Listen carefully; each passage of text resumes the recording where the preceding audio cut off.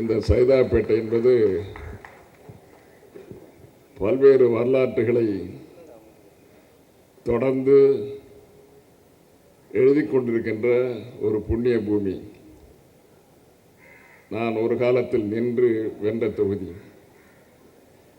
எனக்காக என்று இயக்கத்தில் ஒரு அத்தியாயம் எழுதப்பட வேண்டுமானால் அது சைதாப்பேட்டையிலிருந்து தான் ஆரம்பிக்கப்பட வேண்டும். ஏனென்று கேட்டால் இந்த நிகழ்ச்சியை ஒரு சிறப்பு நிகழ்ச்சியாக 1ஆம் தேதி தமிழகம் முழுவதும் நம்முடைய என்ஆர் இளங்கோ அவர்கள் ஒரு பயிற்சி பாசறையை காணொலி மூலம் தெரிவிக்க இருக்கிறார்கள். ஆனால் அதற்கு முன்னாலே ஒரு ஸ்பெஷல் லொகேஷன் சிறப்பு நிகழ்ச்சியாக சைதாப்பேட்டைக்கு கொடுக்கப்படுகிறது சொன்னால் அதில் ஒரு அர்த்தம் இருக்குது. ஏனென்று கேட்டால் எந்த காலத்தில் தேர்தல் சிறப்புரையை தொடங்கினாலும் பரப்புரையை தொடங்கினாலும் ஆரியர் அண்ணன் அன்பு தலைவர் நம்முடைய நினைவில் வாழும் அண்ணன் கலைஞர் அவர்கள் இந்த சைதையில்தான் துவங்குவார். எப்போதும் சைதாப்பேட்டை என்பது கழகத்தினுடைய மாண்புகளுக்கு சிறப்புகளுக்கு ஒரு பிறப்பிடமாகவே திகழ்ந்திருக்கிறது. என்னுடைய அன்புக்குரிய நண்பர்கள் சைதை ஸ்ரீதர் அவர்களும் அண்ணன் புருஷோத்தம் அவர்களும் தம்பி கிட்டு அவர்களும் அண்ணன் சம்பந்தம் போன்ற முன்னணி தலைவர்களும் இந்த பகுதியிலே வாழ்ந்து மறைந்த இடம், கழகப்பணி ஆற்றிய இடம். அந்த இடத்தில் இன்றைக்கு சிறப்பாக இந்த நிகழ்ச்சி அன்பு தம்பி சுப்பிரமணியம் அவர்கள், மேயர் சுப்பிரமணியம் அவர்கள் தலைமையில் நடக்கிறது. இதில் அன்பு தம்பி சட்டப்பேரவை உறுப்பினர் வேலு அவர்கள் முன்னிலை வைக்கவும், அன்புக்குரிய தம்பி என்ஆர் இளங்கோ அவர்கள் பயிற்சி பாசறை நடத்தவும், இந்த நிகழ்ச்சியிலே பங்கேற்றிருக்கின்ற தம்பி லெனின் போன்றவர்கள், பாராளுமன்ற உறுப்பினர் என்னுடைய அன்புக்குரிய அண்ணன் தங்கப்பாண்டியன் அவர்கள், திருமகள் தமிழச்சி தங்கப்பாண்டியன் அவர்களும், தம்பி குணசேகரன் அவர்களும், பாராளுமன்ற உறுப்பினர்கள் கணபதி, அரவிந்த் ரமேஷ், ஏஎம் பிரபாகரன் ராஜா ஆகிய அன்பு தம்பிகளும் இந்த நிகழ்ச்சியிலே பங்கேற்கவும்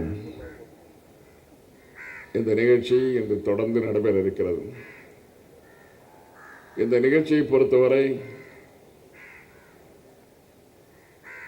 திராவிட முன்னேற்ற கழகத்தினுடைய மிக முக்கிய தொகுதியாக இருக்கின்ற தென்சென்னை நாடாளுமன்ற தொகுதி, பக்கத்தில் இருக்கின்ற ஸ்ரீபெரும்புதூர் நாடாளுமன்ற தொகுதி, இது இரண்டுக்கும் இருக்கின்ற பாக முகவர்கள்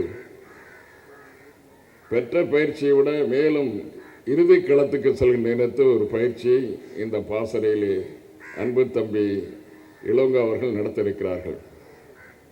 இளங்கோ அவர்களுடைய பயிற்சியால் தமிழகம் முழுதும் இன்றைக்கு 40 தமிழகமும் புதுச்சேரியும் 40க்கும் 40 என்ற வெற்றியை பெற இருக்கிறது என்று சொன்னால் அது மிகையாகாது. இதற்கு முன்னால் அப்படி நடக்கிறது இல்லை.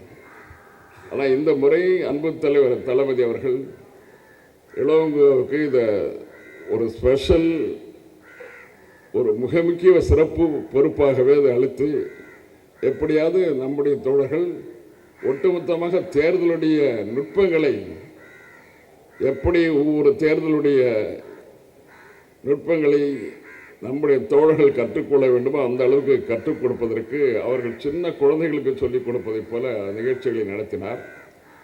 எல்லா நிகழ்ச்சிகளும் நடைபெற்ற எல்லா இடத்திலும் நடைபெற்றது. ஆனால் சைதாப்பேட்டையில் 5 நடைபெற்றிருக்கு. என் தொகுதியில் 1 தான் நடந்தது.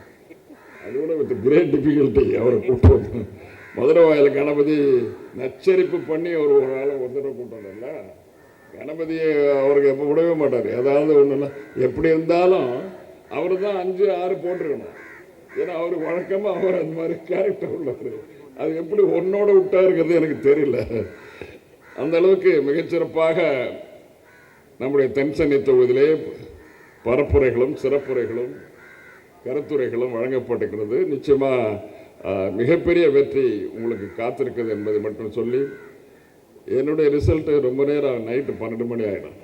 அதனால் நீங்கள் சீக்கிரம் என் ரிசல்ட் வரும்னு நினைக்காதீங்க. 30 ரவுண்டு, 1 2 இல்லை, உங்களுக்கு 15 ரவுண்டுலேருந்து 16 ரவுண்டு. ஒரு தொகுதி மட்டும் நம்முடைய தம்பி அன்பு இந்த அரவிந்த் ரவிஷம் மட்டும் 30 தடவை வரும்னு நினைக்கிறேன்.